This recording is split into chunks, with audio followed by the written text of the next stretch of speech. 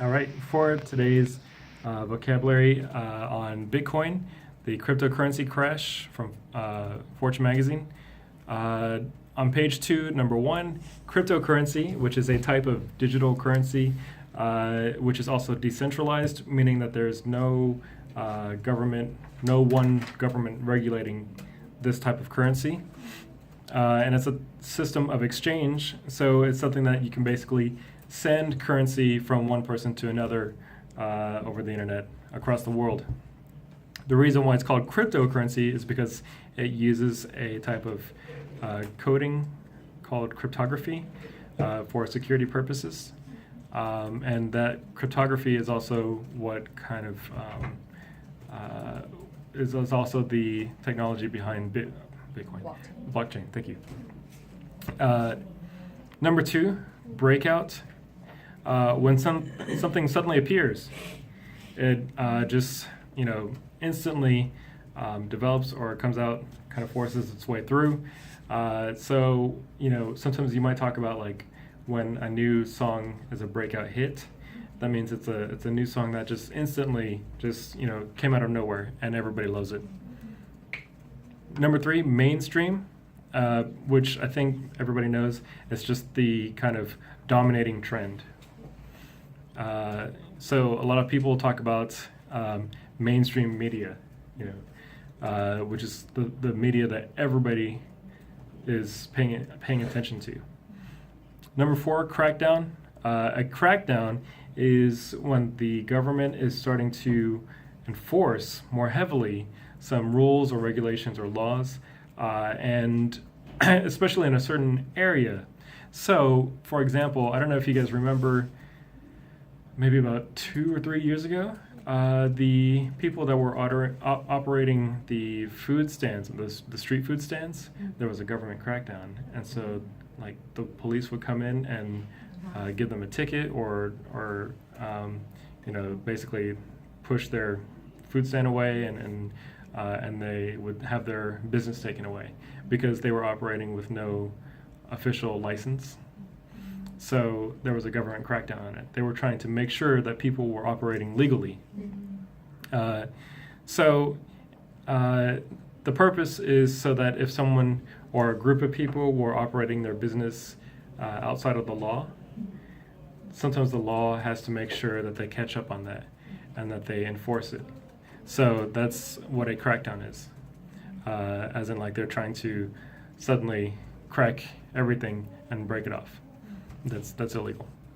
Number 5, shaken, to be shocked or upset, especially if you are really like upset by something serious. You can almost be visibly shaken as well, like you shake a little bit.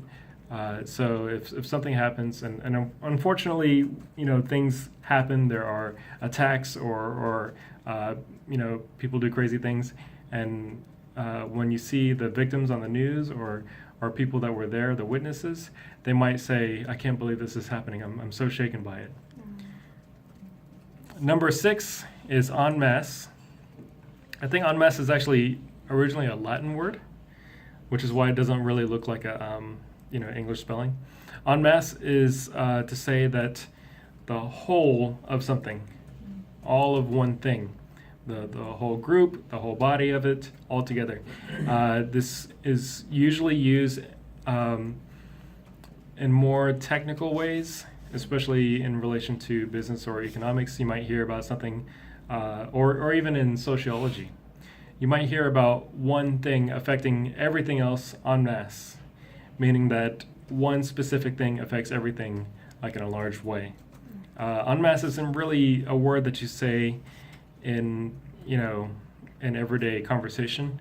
So it's something that you might see more in reports, for example, but not really in casual conversation. Number 7, underpin, is basically the support of something. It gives support of something to something, like underneath, right? Underpin something. The best way I can explain it is if you've ever bought furniture from IKEA and you had to make that furniture, sometimes there are little pieces to kind of underpin the furniture and support it. You can use this metaphorically as well. So if you're talking about like a certain kind of service or maybe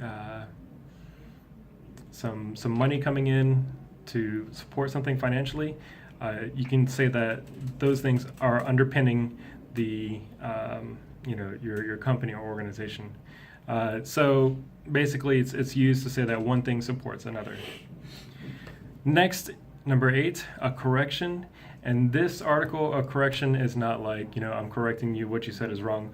A correction in this sense is talking about market correction, which is a business term or economics term, especially when the markets have been kind of overreacting to something. And the value of something was actually too high, higher than they speculated that it was higher than it really was.